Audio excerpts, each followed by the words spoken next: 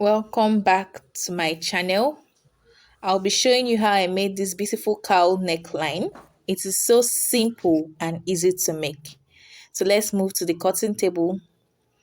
I'm having my full block here, my full scale bodice block, and I have drafted just one part, that is the armhole, the neckline, standard neckline, which is 3 by 3, my darts, my waist darts, the chest line, the bust points, the under busts, and the full block. So with my tracing wheel, I transferred to the other parts in which I am tracing out with my ruler. You do not have to do this, it's optional, but I just want to do this because of the beginners that will be watching this video.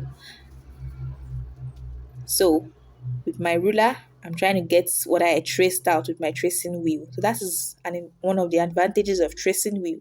Once you've traced one part, once you've gotten one part, you can use your tracing wheel to trace on the other parts, which I am doing here.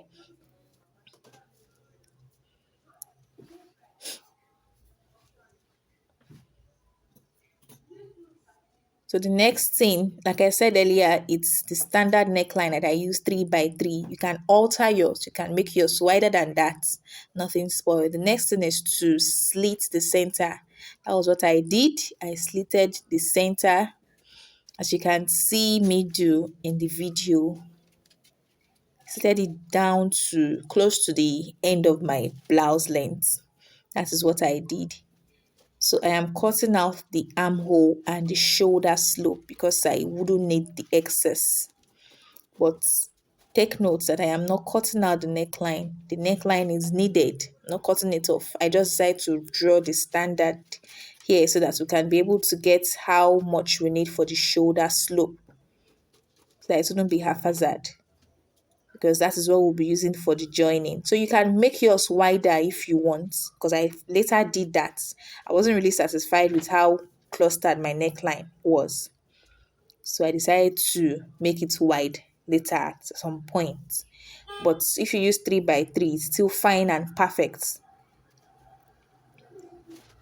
So the next thing to do is to place it on top of another paper, which I just did.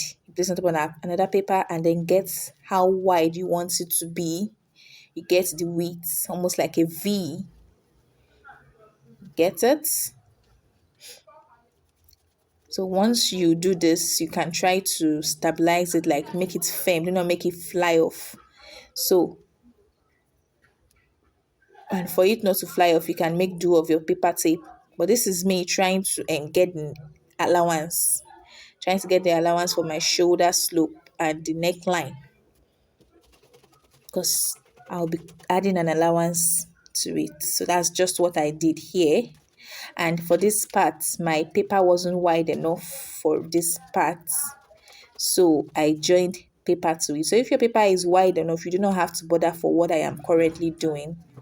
So this is the, you don't have to bother for that. Take notes, I'm adding my allowance to it, my joining allowance. So you do that exactly.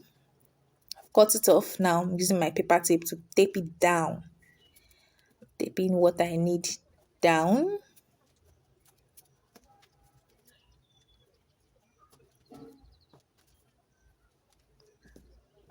It shifted a little bit, but it's perfectly fine like that, so I decided to leave it alone.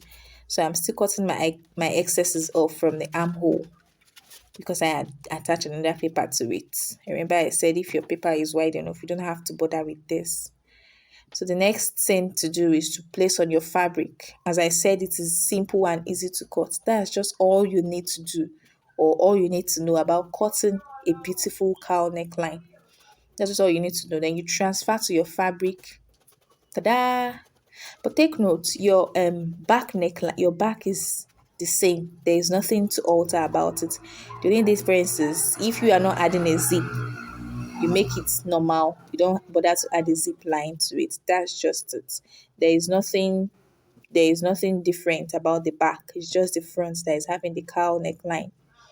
So that is all. You just make sure, as this is 3 by 3, your back is 3 by 1 or however you want, how deep you want your neck to be, and that is it. So after cutting it off, though I used pin here to avoid it from flying away, from disturbing me, for me to get something accurate, I'll be cutting my back now, as in transferring the paper that I had cut to the fabric. Remember I said I'm not showing the video because there's nothing hard about the back. It's just your normal back that you need.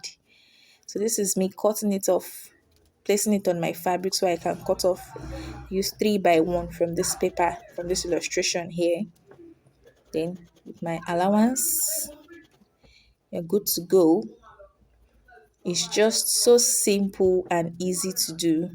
Do not forget to click on the subscribe button and subscribe to my channel.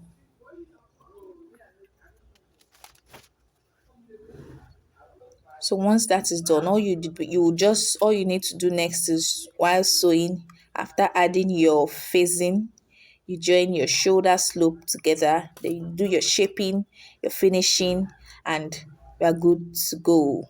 Take it to your cutting table and sew. This is the outcome of what we just did.